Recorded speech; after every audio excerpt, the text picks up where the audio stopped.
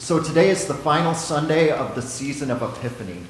And for those of you who have been here for the whole journey of Epiphany, the Epiphany journey is about seeing Jesus in the light that he is and allowing that light to not just be something that you see, but turn around and watch how it illuminates the world around us. An epiphany is a deep realization. It's this deep moment of insight where it's as if we see something for the first time or in a new way. It's that new thought, that new idea. Epiphany is a season of openness where we open ourselves up that we don't know everything about everything, but we learn new things, we see things in a new way. And today, as the final Sunday of Epiphany, we are looking at this amazing passage where Peter and the disciples come to this moment of true epiphany and realization about who Jesus is and about what he's come to do. And so today we are in the Gospel of Matthew, or if you are new to the Bible, Matthew is the first of the four Gospels: Matthew, Mark, Luke, and John, and we are in chapter 16. So friends, the grass withers and the flowers fade, but the word of the Lord stands forever. And I invite you to stand for the reading of Scripture today.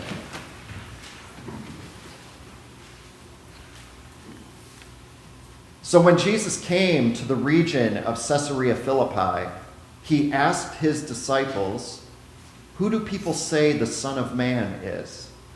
And they replied, "Some say John the Baptist, and others say Elijah, and still others Jeremiah or one of the prophets. But what about you?" he asked. "Who do you say that I am?" And Simon Peter answered, "You are the Messiah, the Son of the living God." And Jesus replied, "Blessed are you, Simon, son of Jonah, for this was not revealed to you by flesh and blood, but by my Father in heaven. And I tell you that you are Peter, and on this rock I will build my church, and the gates of Hades will never overcome it. I will give you the keys of the kingdom, and whatever you bind on earth will be bound in heaven, and whatever you loose on earth will be loosed in heaven." And then he ordered his disciples not to tell anyone that he was the Messiah. Friends, this is the word of the Lord. Thanks be to God. Go ahead and have a seat.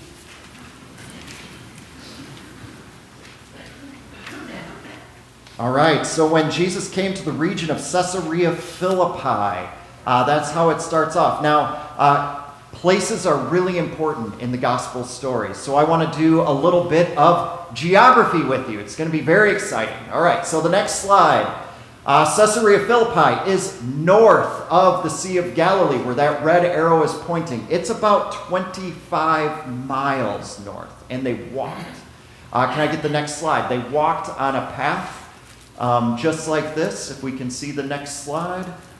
It was not a wide path. It was not a freeway. It was not well-groomed. It was just a rugged walking path that maybe donkeys and horses could come by the other way, and they set out for Caesarea Philippi. It was 25 miles, but it was a world away. They are no longer in Galilee. They have left the region of Galilee. And it would take them probably 2 days to get there. And I would love to see a transcript of the conversation that they had on the way. For many of these people, for many of the disciples, they've never gone to this place before. Why? Because Caesarea Philippi was in Greek territory. This was not a Jewish area. It was a Greek area. And Caesarea Philippi was named after Caesarea, meaning it was in honor of Caesar Augustus, and then Philippi, Philip, was the son of Herod the Great, so the new king of that region, and he decided to name that city after the great Caesar Augustus. Now, if we go to the next slide, another interesting thing about Caesarea Philippi is that if you went there today, you would see the ruins of a series of temples. In Caesarea Philippi is this huge rock outcropping, and within these rocks are all of these caves. And these caves, if you go down into them, you'll see water, and the water is the spring to the Jordan River. And so for Jewish people, it was deeply spiritual that this is one of the headwaters or the sources of the Jordan River. But for the Greek people, they believed that these caves were like passageways from earth to the realm of the dead.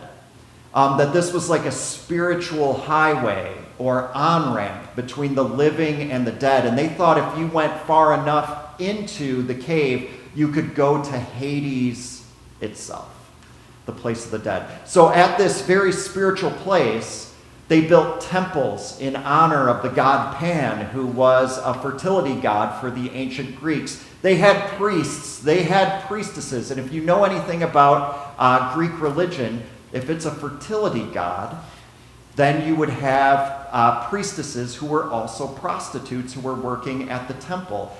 So for these young Jewish guys heading out with Jesus to Caesarea Philippi, this Greek city where they are worshiping Pan, they are paying homage to Caesar Augustus, it's named after a Jewish king. It's like this intersection of just intellectual and spiritual chaos to them. It's this city where anything goes and everything's going at the same time. And it's at this very place, with this as the background, that Jesus decides to have this incredible conversation. At the very gates of Hades, right? And Jesus came to the region of Caesarea Philippi, and he asked his disciples, "Who do people say that the Son of Man is?" So Jesus kind of eases into the conversation. If you're new to the Bible, the phrase "the Son of Man" comes from the book of Daniel and the book of Jeremiah. And it's this title of like this person who's going to come. In the Old Testament, it's this person who's going to arrive at some point, who is going to connect heaven and earth. This person who represents God on earth. They're kind of synonymous with the Messiah, but they're almost two different ideas, to the point where a lot of people thought the Son of Man might be a different person than the Messiah. They're not necessarily the same person. But Jesus uses this phrase to talk about himself. That this person that they've been looking for since the book of Daniel, since the book of Jeremiah, 600 years before Jesus, is here. I'm the one who's connecting heaven and earth as the Son of Man. And so he says to his disciples, "Who do people say the Son of Man is?" What are people saying about me? What's the rumor? What do people think? And so they replied, looking at each other, looking at Jesus, looking at the temple to Pan, looking at all the stuff going on at Caesarea Philippi, all the noise. And they're like, some people are saying you're basically John the Baptist. You're like a continuation of what he's doing.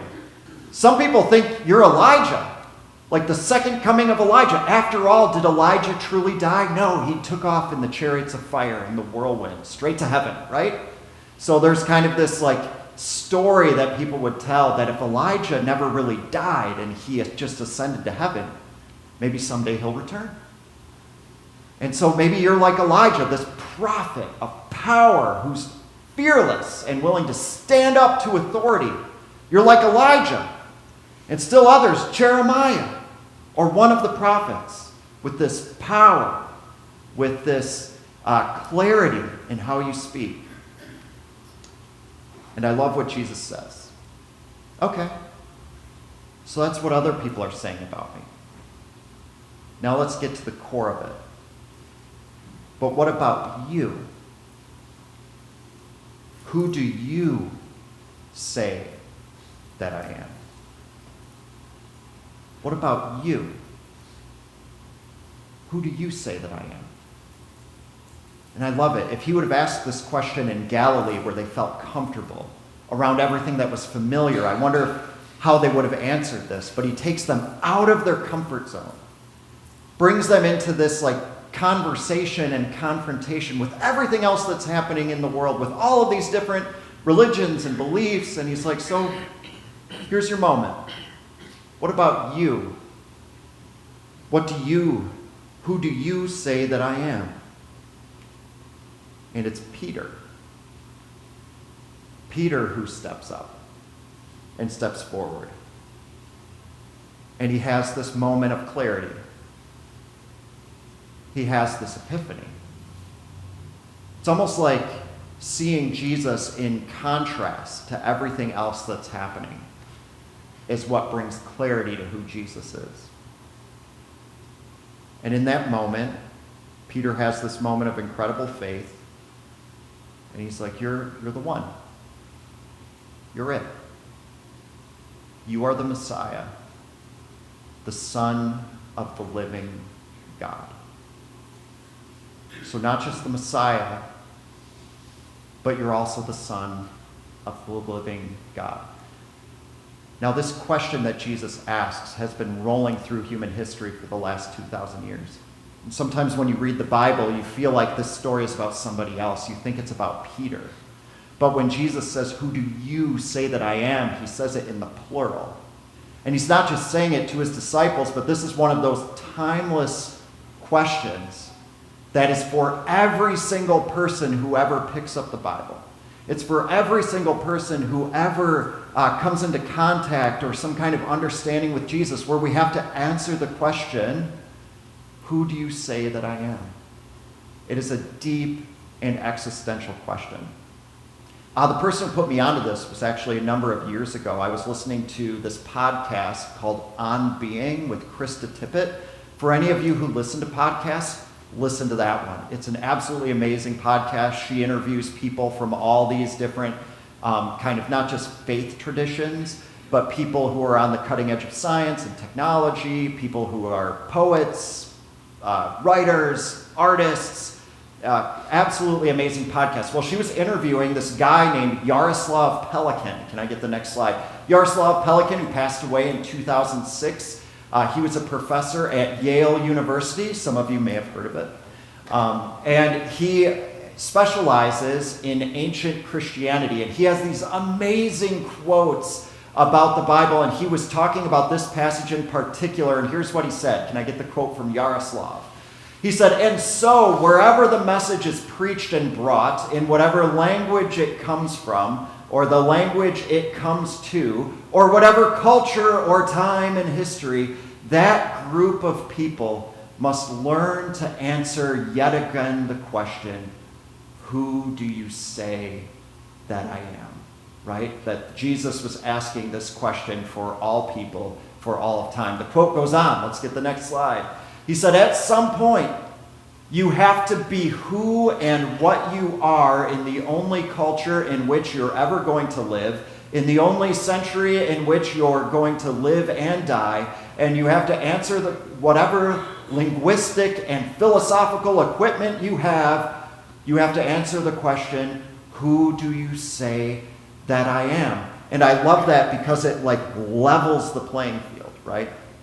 For cultures that have been embedded in Western Christianity and cultures that have not. For people that have spent their whole lives in church and people who have not. For people who are like, you know what, I could probably list every book of the Bible. And people who are like, I picked this up and it might as well be written in a different language. No clue. No idea what's going on. Whoever it is and whoever you are, wherever you're from, whatever background you have, this question is for you. Who do you say that Jesus is? Is he just a teacher? Just a guy? Just the figurehead of another religion that you don't really believe in? Jesus asked this question for a way for us to check in, to see what we believe in this moment about who Jesus is, why he lived, why he died, and what that means for our lives. This is our opportunity for a fearless and searching personal and spiritual inventory. Who is Jesus to you today, now, in this moment? So Peter, and if you know anything about Peter's story, he has these moments of clarity and faith, and then he kind of slips back into obscurity, and he messes it up, and he can't figure it out, just like us, where we have our moments, and then we kind of fall apart. And this is one of Peter's moments, where he steps up, and he says, you're the one. You are the Messiah, the Son of the living God. And now this is where it gets really interesting. I love this part of the story. So Jesus replied to him, blessed are you, Simon, son of Jonah? Interesting. He could have called him he could have called him his name Peter, or he could have called him Simon, which is his Jewish name. But he calls him Simon, son of Jonah, which maybe Simon Peter is like, why are you bringing my dad into this? You know? Why are you bringing up my dad? Simon, son of Jonah. He calls him Simon, son of Jonah, because he wants him to reflect on his story up to this point. Oftentimes in Christianity, or in especially American Christianity, we have this way of looking at it, that it's a conversion experience in which you leave your past behind. That you forget who you've been. You forget where you've come from. And you are converting, and all that matters is the present moment and the future. But Jesus is doing something much deeper and much more integrated. He's saying Simon, son of Jonah, as a way for Peter to remember who he is and who he has been, his family background, his parents, the life that he's lived up to this point. He calls him Simon, son of Jonah, so that he can look back on the path that has led him to this moment, to see his past and his whole story, that it mattered, that it's part of him. Simon, son of Jonah, everything that's led you up to this point. Blessed are you, Simon, son of Jonah, for this was not revealed to you by flesh and blood, but by my Father in heaven. And I tell you that you are Peter. He gives him a new name.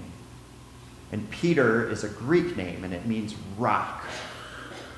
He says, and you are Peter. So he gets Peter to kind of look back at his life, everything that's led up to it. And then he gives him a new name, and he kind of shows him a new future that's moving forward.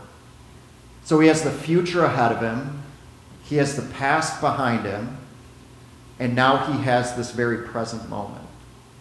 And I tell you that you are Peter, and on this rock I will build my church, and the gates of Hades, which they're looking at probably, or it's in the background of the story, will never or will not overcome it. I want to sit in that moment for just a second. With everything that's behind him, everything that's ahead of him, and then this present moment.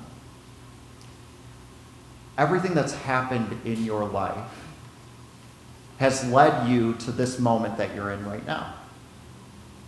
The story that you have, the family background that you have, where you grew up, the things that have happened to you, both good and bad, have led you to this moment. All of those things have mattered. They are significant. You don't have to leave them behind. The journey of the spiritual life is taking all of those things, bringing them with you, acknowledging the stories that you have, and integrating them into the place where God is taking you. That you have a future, you have a hope, God is bringing you somewhere in your life, and all of those things that are behind you have made you the person that you are up to this point. And you bring all of those things with you into this new moment. You have a future, you have a hope, but the only moment that you will ever truly experience is the present moment. The one that we are in right now. And right now, and now, and now. And in this moment, who do you say that Jesus is? He's like, you are Peter, and on this rock I will build my church, and the gates of Hades will never overcome it. This is kind of a fun moment where you can decide what your opinion is on what Jesus means. Because the history of interpretation and the history of the church has different interpretations of what Jesus means when he says, on this rock I will build my church. Here are your basic options. First option is that he's talking to Peter. And if you are Roman Catholic, this is the main Roman Catholic interpretation, that Peter's name means rock. And when he says, upon this rock I will build my church, he's talking to Peter. And in this way, Peter is kind of the first pope, the first bishop. And he's saying, I'm building it upon this kind of leadership. And Peter becomes part of the apostolic succession of the Catholic Church. So the rock is Peter. And when you kind of expand that out, it's like I'm building it upon the leadership of people who believe. Okay, so there's your first option. The second option is heavily used by people who are Protestant. That it isn't Peter that he's building the church on, because how can you build it upon individuals, right? What he's building it is the confession. That's the rock. It's that Peter actually said, you are the Christ, the Son of the living God. You are the Messiah. And that is the rock. It's the confession that he's building it off of. And every time we confess that, that is the rock. Here's option number 3. It's the historical geographical answer. And it's really interesting. They're in Caesarea Philippi. And you know what's around them? Rocks. Including a huge rock face where they've built temples to pagan gods. And so some people interpret it. So you know what Jesus is referring to? Pagans, sinners, unbelievers, who are just now starting to realize who Jesus is. That maybe the rock that Jesus is referring to is, I'm building my church upon people like this. Upon people with a past, upon people from different economic status, different religions, who are going to come to faith. That is the rock that I'm building on. Interesting. So if you know me, I love seeing different layers of scripture and different layers of interpretation. I think he's probably referring to all 3 in different ways. That it's about Peter and his leadership. It's about the confession that he's making. And it's about the context that they're in.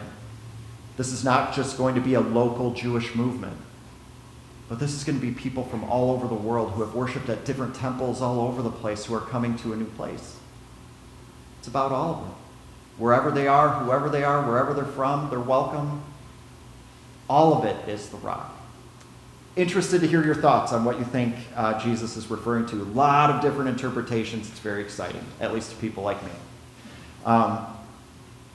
Blessed are you, and I tell you that you are Peter, and upon this rock I'll build my church, and the gates of Hades will never overcome it.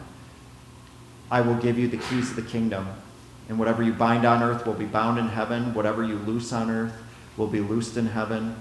And then he ordered his disciples not to tell anyone that he was the Messiah. So provocative and interesting. The reason he does that is because if this news gets out too fast, it gets going too much, he's going to be pushed to the cross way sooner, and he has more to give, more teaching to give. And so he needs to do this kind of revelation and then withdraw, revelation and then withdraw.